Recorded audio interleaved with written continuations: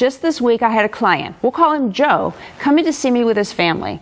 Joe needed a will, maybe a trust and a power of attorney, and he needed to transfer ownership of his house.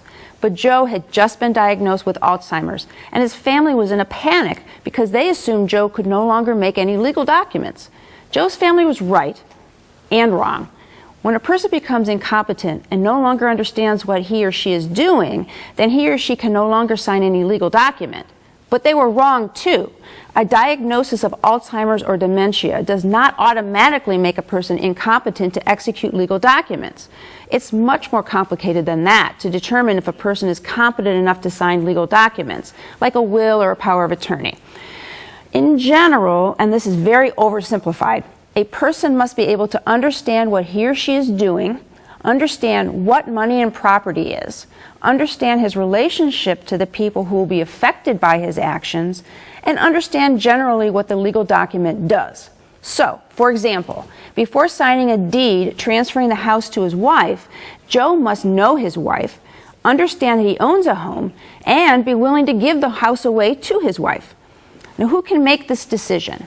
When I spoke with Joe, there was no question that Joe was capable of signing the legal documents he needed. But there are other times that it's just as clear to me that a person is not competent anymore. And there are other times in between when I would recommend that a person get evaluated by a doctor for competency to sign a particular legal document. So, my best advice is to prepare in advance. Don't wait. Go see a lawyer now to get legal documents updated. Don't wait until your competency becomes a question, because at that point, you might be too late. Call Budish, Solomon, Steiner, and Peck at 1-888-236-5173 for more information or to schedule a speaker for your organization.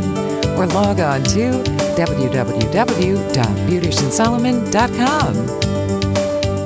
Thanks for joining us. Next week, we'll share the tooth, the whole tooth, and nothing but the tooth to getting a beautiful smile.